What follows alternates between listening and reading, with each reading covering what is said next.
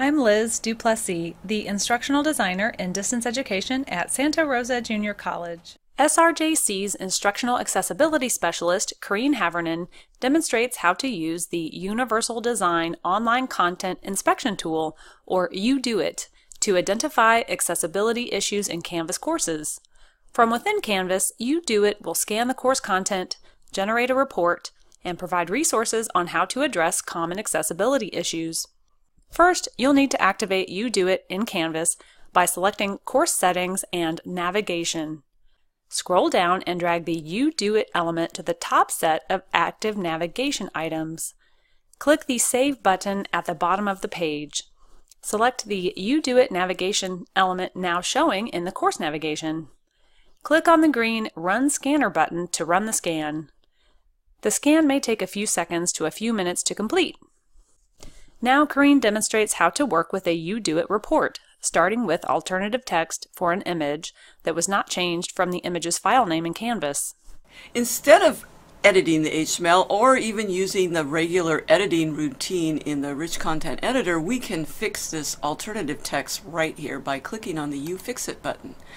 And then it expands and it gives us a field for typing in what our alternative text would be. And then we hit the submit. Now I'm not going to submit here because, like I said, I want to keep all my errors here. So then you scroll down and you see, well, what other errors are they bringing up? And so remember we had 3 tables, and if we click on View the Source, we can see, okay, this is talking about the first table, and then there's all this HTML that you can ignore. That's for the table. Go down and hit the You Fix It button. And remember, this table we wanted column headers and row headers. So when we click on the downward arrow here, we see that we have choices. So we're going to choose both the first row and column. And then again, you want to hit the Submit button.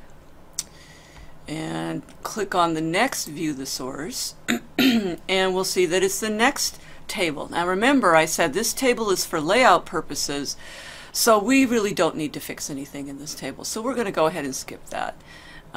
And you can close Issue Source and it'll contract it back up and get it out of your way.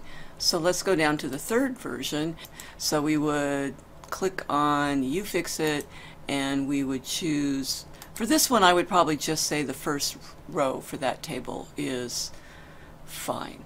This is what's a little bit confusing. When it says the first row, it's the first row of cells, but it's the cells for columns. Yeah, so that's kind of tricky. Like, let's look at a data table so we can get that. So really what I want is cell 1, cell 2, cell 3, cell 4, cell 5. Let's say those are the header cells for the rest of these cells. And sorry, this the table doesn't make any sense because I just came up with an easy example.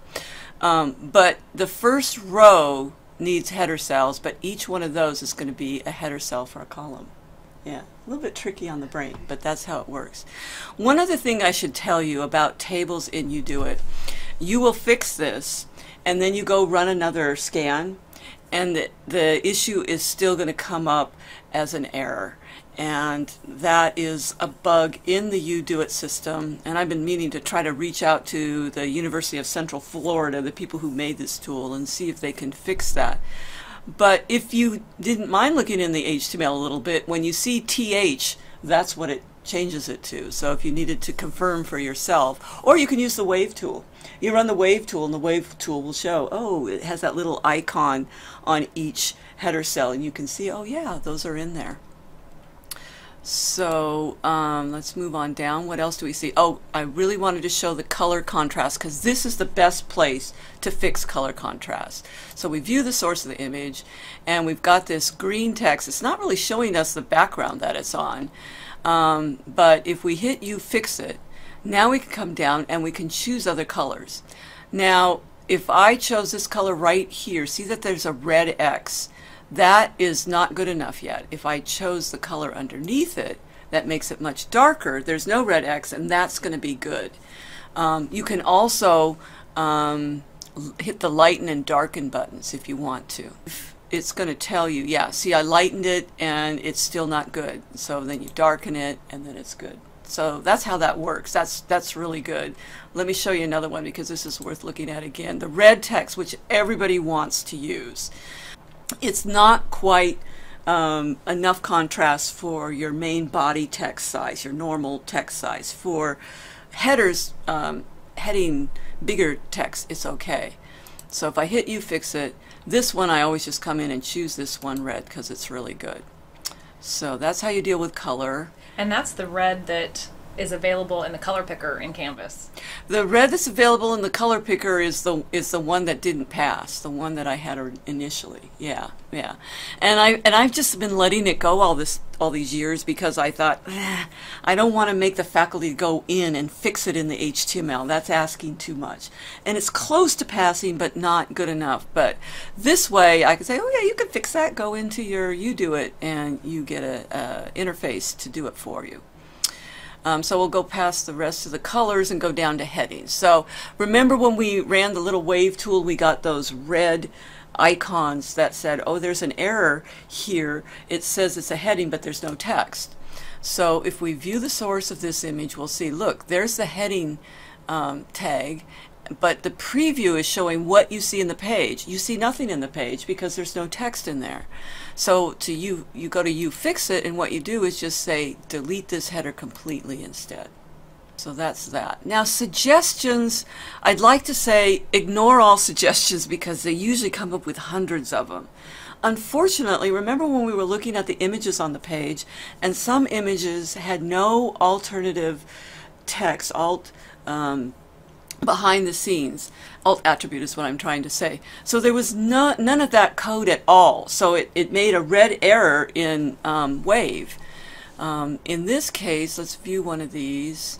This one, let's go to the You Fix It. And we can type in Alt. It doesn't let us do the decorative at this point. So unfortunately, this is why I'm showing you all the tools. Not everything is the be-all, end-all that you need. I think UDOIT comes the closest. But if you wanted to make a decorative image, I'd say go back and do it inside the Canvas editing routine with that little man, the checker inside. But here you can type your alternative text as needed, right? So that's one thing that I really wish would just be an alt. An error, an outright error, that there's no alt attribute whatsoever. That's, I don't know why they said that was a suggestion. And let's just see what the other ones on here are. As I recall, this one, remember we have the alt equals quote, quote. Again, I don't want to have the instructor have to look at the HTML, but in this case, this one's good to go and you don't need it. So another reason to maybe run Wave first, find out what images need help, and you can fix it in here if you want. But here's one thing I really like. Unfortunately, I wish they put this in errors as well, but it's probably because it's not a it's a AAA error, not a AA or an A.